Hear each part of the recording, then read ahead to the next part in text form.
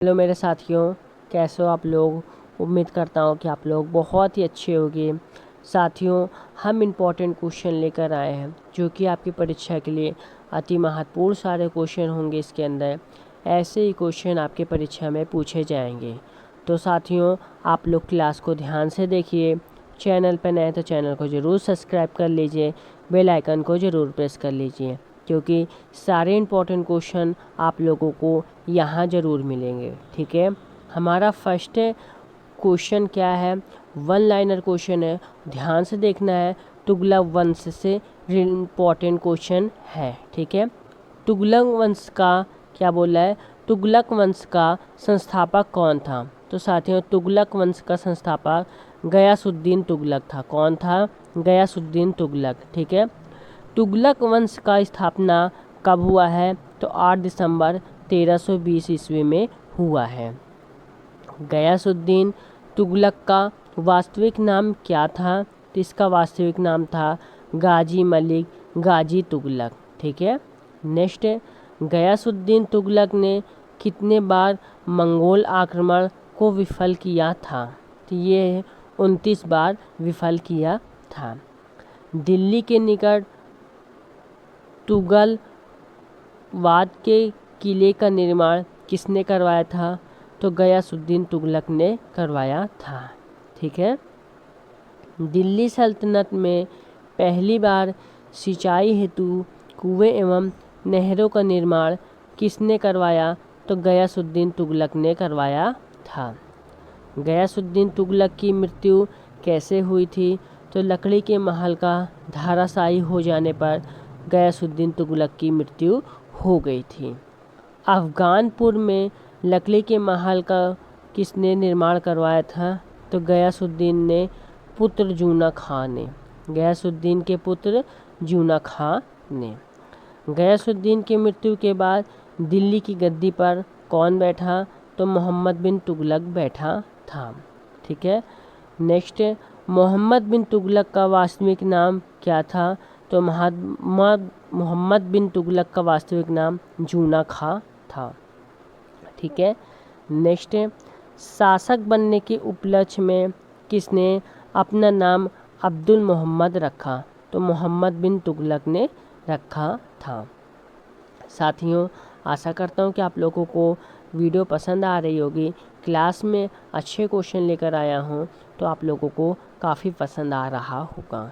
ठीक है, ये सल्तनत कालीन सुल्तानों द्वारा बनाए गए विभाग हैं। ठीक है, इधर हमारा विभाग है, इधर बनाने वाले हमारे सुल्तान हैं। ठीक है, दीवान ए मुस्तखराज वित्त विभाग यह जो है अलाउद्दीन खिलजी ने बनाने वाले हैं। ठीक है, दीवान ए अमीर कोही यानी कृषि विभाग ये मोहम्मद बिन तुगलक है। ठीक है, दीवान ए आरिज यानी सैन्य विभाग ये हमारे बलबन है। ठीक है, दीवान ए बंदगान ये फिरोज शाह तुगलक हैं।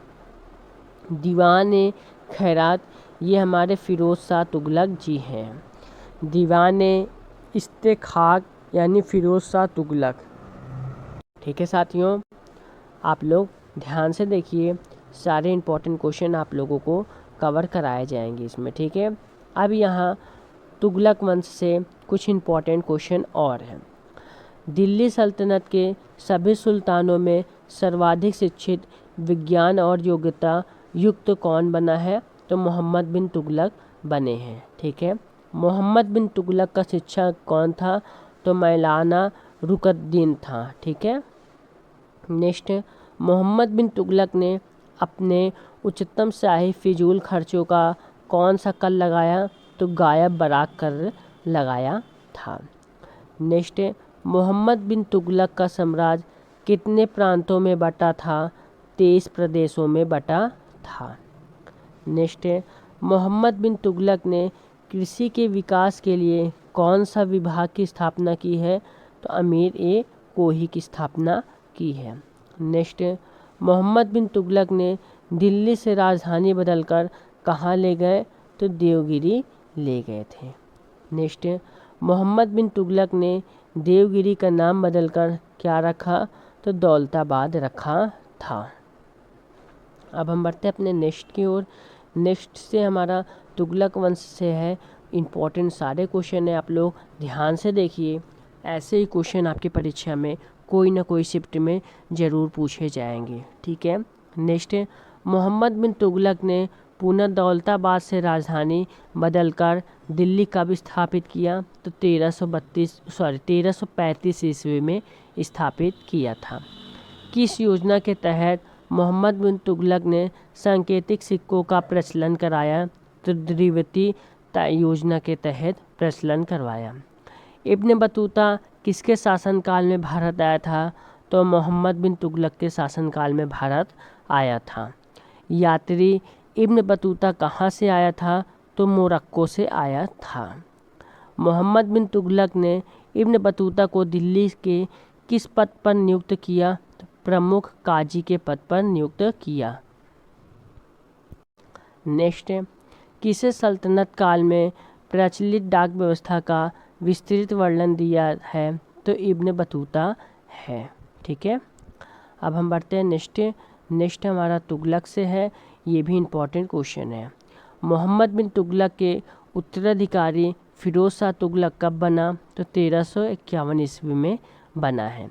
फिरोज शाह तुगलक मोहम्मद बिन तुगलक का कौन था? तो चचेरे भाई थे।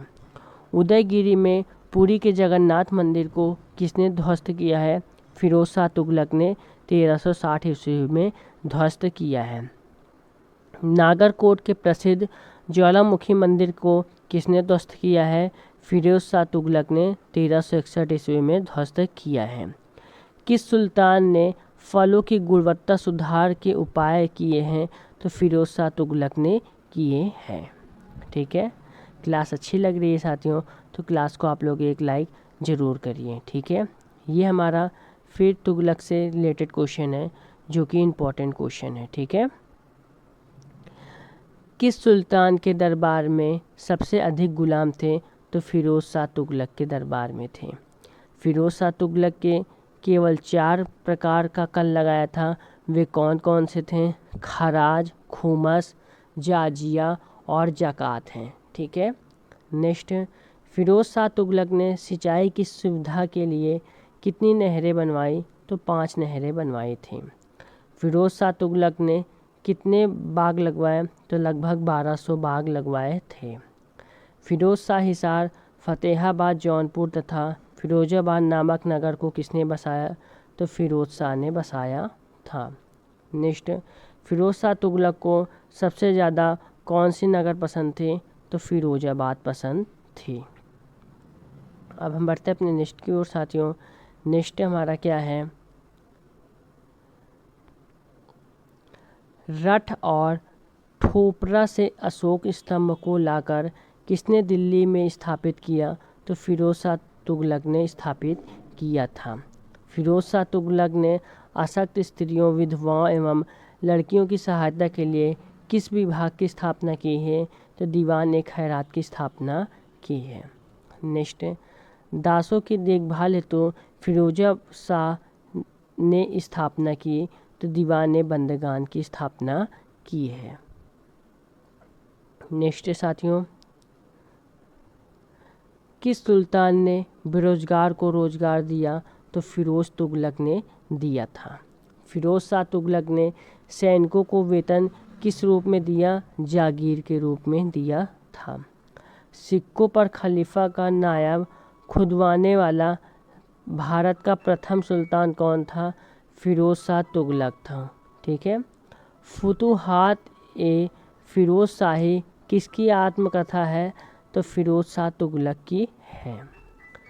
नेक्स्ट, फिरोज शाह तुगलक की मृत्यु कब हुई है? 1388 ईस्वी में हुई है। नेक्स्ट, 1388 ईस्वी में फिरोज शाह तुगलक की मृत्यु के बाद सल्तनत का अगला शासक कौन हुआ? तो तुगलक शाह हुआ है। तुगलक वंश का अंतिम शासक कौन था? नासिरुद्दीन मोहम्मद थे, ठीक है। नेक्स्ट साथियों क्या है हमारा? तैमूर लंग ने किसके शासनकाल में भारत पर आक्रमण किया? नसीरुद्दीन मोहम्मद हैं। तैमूर लंग ने किस वर्ष भारत पर आक्रमण किया? 1398 ईस्वी में किया है। तुगलक वंश का कौन सा शासक अपनी बुद्धिमत्ता एवं प्रजा पालन के लिए प्रसिद्ध था? मोहम्मद बिन तुगलक है। नेक्स्ट साथियों, किस तुगलक सुल्तान ने स्वयं को खलीफा का प्रतिनिधि घोषित किया? तो फिरोज तुगलक ने किया था। राजा को अपनी प्रजा से मोहब्बत मिली और प्रजा को अपने राजा से किसके नियम पर? बड़ौदा के। तो मोहम्मद बिन तुगलक के। ठीक है, इस प्रकार टिप्पणी की गई थी, तो मोहम्मद बिन तुगलक हैं। ठीक है, मोहम्मद बिन तुगलक की मृत्यु कहाँ हुई? तो ठट्टा में हुई थी। मोहम्मद बिन तुगलक निरूप था, तो तुगलक वंश का था। ब्राह्मणों पर जाजिया कर सर्वप्रथम किसने लगाया? फिरोज तुगलक ने लगाया था। किस राजवंश के अंतिम विजय राज का चतुर्वेदिक हुआ? तो तुगलक वंश है। किस नगर को सिराजे हिंद के रूप में जाना जाता है? तो जौनपुर को जाना जाता है। अब्बाक का संबंध किस शासक वंश से था? तो तुगलक को था। कौन इतिहासकार सुल्तान मोहम्मद के अनुरोध पर भारत आया? तो अल बरूनी है। ठीक है साथियों, अब हम बढ़ते हैं अपने नेक्स्ट की ओर। नेक्स्ट हमारा क्या है? किस सुल्तान ने सैनिक सेवा को वंशानुगत बनाया? तो फिरोज शाह तुगलक ने बनाया था। फिरोज शाह तुगलक द्वारा स्थापित दार अल साफा क्या था? एक खैराती अस्पताल था। फिरोज शाह तुगलक की कौन सी नीति तुगलक साम्राज्य के लिए सर्वाधिक घातक सिद्ध हुई? तो सैनिक का पद को वंशानुगत बनाना है। अब्बा एवं विख नामक दो सिक्के चलाने का श्रेय किसको जाता है? तो फिरोज शाह तुगलक को जाता है। दिल्ली सल्तनत के किस शासक ने सर्वप्रथम एक भवन निर्माणशाला स्थापित की थी? तो मोहम्मद बिन तुगलक ने किया था। दिल्ली के किस सुल्तान को इतिहासकारों ने विरोधों का मिश्रण बताया है? तो मोहम्मद बिन तुगलक को बताया है। तुगलक वंश के शासकों ने कब से कब तक दिल्ली सल्तनत पर शासन किया? 1320 से 1398 ईस्वी तक है। किसने रस्म ए मुआम एवं तारीख ए इतलात नाम से राज्य सुधार की व्यापारिक नीति अपनाई? गयासुद्दीन तुगलक है। नहर निर्माण कराने वाला दिल्ली का प्रथम सुल्तान कौन था? गयासुद्दीन तुगलक था। बढ़ते अपने नेक्स्ट क्वेश्चन की ओर साथियों। नेक्स्ट क्वेश्चन क्या कहता है साथियों हमारा? फिरोज शाह तुगलक की धार्मिक नीति क्या थी? तो धर्मनिरपेक्षता और अहिंसुता थी। ठीक है, गनीमत युद्ध में लूटा गया धन में से कितना हिस्सा फिरोज शाह तुगलक ने अपने सैनिकों को दिया? तो 80% है। सूफी संतों में कौन सुल्तान गयासुद्दीन का समकालीन था जिससे उसके संबंध अच्छे नहीं थे? निजामुद्दीन औलिया है। मृद राजस्व की वसूली हेतु भूमि को ठेके पर देने की प्रथा किसने शुरू की है? तो फिरोज शाह तुगलक ने शुरू की है। मध्यकालीन इतिहास का प्रथम कल्याणकारी निरंकुश शासन किसे कहा जाता है? तो फिरोज शाह तुगलक को कहा जाता है।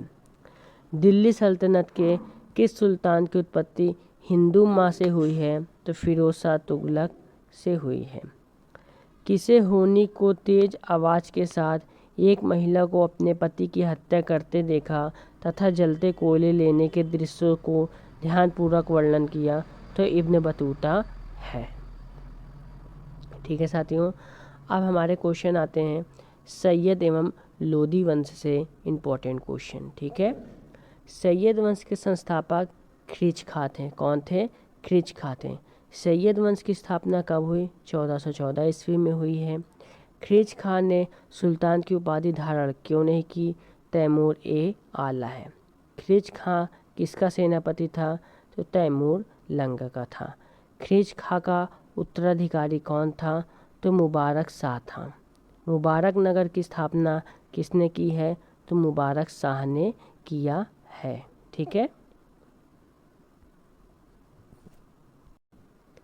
मुबारक शाह की राजगद्दी किसने प्राप्त की? तो यहदा बिन अहमद सरहिंदी के अनुसार सरदारों ने प्राप्त की है। तारीख ए मुबारक शाही की रचना किसने की है? याह्या बिन अहमद सरहिंदी ने की है। मुबारक शाह का उत्तराधिकारी कौन हुआ? तो मोहम्मद शाह हुआ है। मोहम्मद शाह का अंतिम उत्तराधिकारी कौन हुआ? तो मोहम्मद शाह फरीद खां है। ठीक है। अब हम बढ़ते हैं नेक्स्ट की ओर।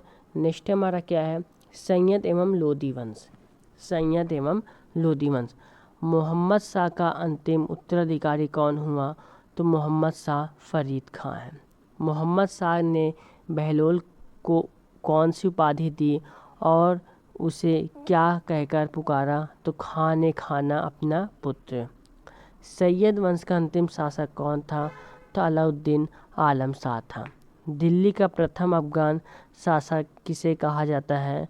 तो बहलोल लोदी को कहा जाता है। 1451 ईस्वी में बहलोल लोदी कौन सी उपाधि के साथ दिल्ली की गद्दी पर बैठा? तो गाजी है।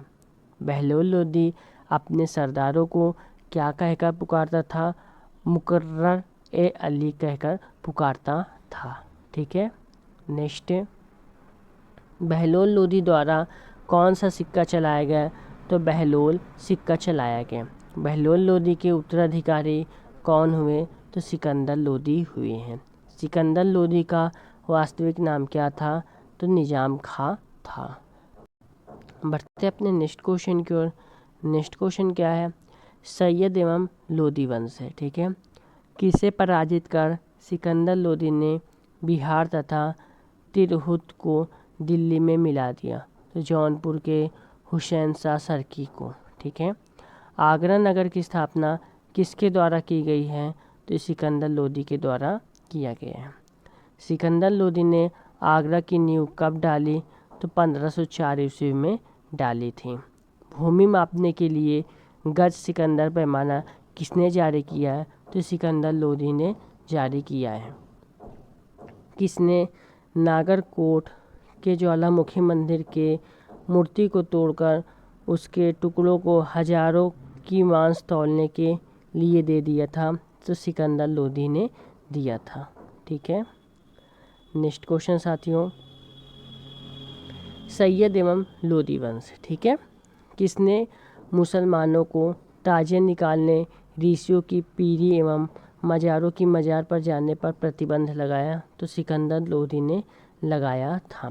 सिकंदर लोदी ने संस्कृत के आयुर्वेद ग्रंथ का किस नाम से अनुवाद किया? फारहंगे सिकंदरी के नाम से अनुवाद किया था। सिकंदर लोदी का उत्तराधिकारी कौन हुआ? तो इब्राहिम लोदी 1517 ईस्वी से 1526 ईस्वी तक।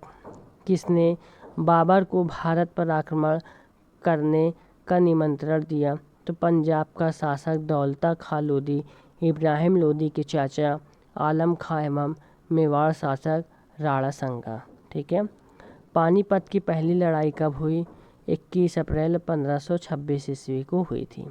पानीपत की पहली लड़ाई किनके बीच हुई? तो इब्राहिम लोदी और बाबर के बीच हुआ है। वास्को डी गामा भारत कब आया था? तो 1498 ईस्वी में आया था। इब्राहिम लोदी को पराजित करने वाला राजपूत शासक कौन था? तो राणा संगा था। दिल्ली के सुल्तानों में से किसने तिब्बती शासक मिंग शासक का आधिपत्य में आना स्वीकार किया? तो खिरिज खां है। कौन गुलरुखी के नाम से कविताएं लिखा करता था? तो सिकंदर लोदी है। किसने पहली बार 2 गुंबदों का प्रयोग किया था? सिकंदर लोदी के मकबरा में। बढ़ते अपने नेक्स्ट क्वेश्चन की ओर साथियों। नेक्स्ट क्वेश्चन हमारा क्या कहता है? सैयद एवं लोदी वंश है। तो इसका आप लोग स्क्रीनशॉट ले लीजिए साथियों, क्योंकि ये काफ़ी इम्पोर्टेंट है। ठीक है। और इसकी पीडीएफ तो मैं टेलीग्राम पे डाल ही दूँगा, आप लोग इसकी स्क्रीनशॉट आराम से ले सकते हैं।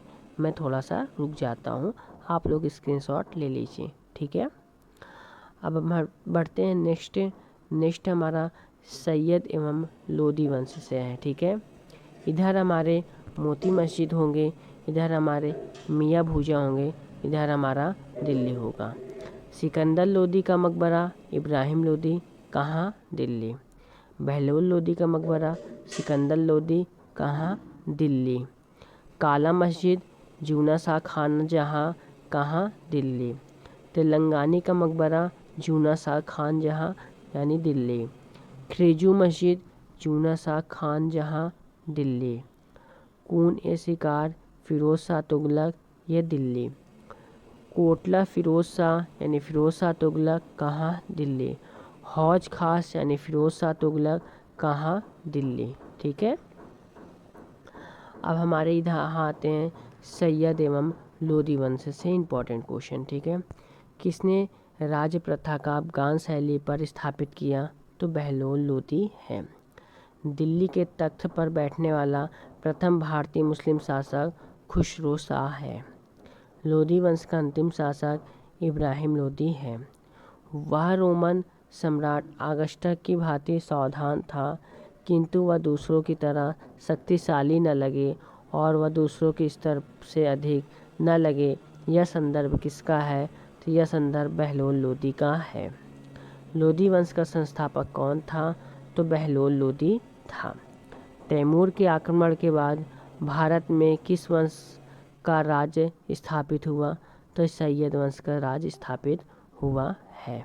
ठीक है, नेक्स्ट है साथियों, और अमीरों का महत्व अपने चरमोत्कर्ष पर किस वंश के शासन काल में था? तो लोदी वंश के। ठीक है, 11वीं सदी के भारत का दर्पण किसे कहा जाता है? तो किताब उल हिंद को कहा जाता है। 13वीं सदी के सेना सर्वोच्च अधिकारी होता था तो खान। ठीक है, सुल्तान काल के तौल की सबसे छोटी इकाई थी रत्ती। तो साथियों, यहाँ पे हमारे क्वेश्चन कंप्लीट होते हैं। और आप लोगों को क्लास कैसी लगी? क्लास अच्छी लगी तो क्लास को आप लोग एक लाइक करके चैनल को ज़रूर सब्सक्राइब कर लीजिए, बेल आइकन को ज़रूर प्रेस करिए, ताकि आने वाली हर एक वीडियो की नोटिफिकेशन आप लोगों को आसानी से मिलती रहे। साथियों, सारे इंपॉर्टेंट क्वेश्चन हैं, आप लोग ध्यान से सारे क्वेश्चन को पढ़ा करिए और ध्यान से देखा करिए वीडियो को। ठीक है साथियों, जय हिंद, जय भारत।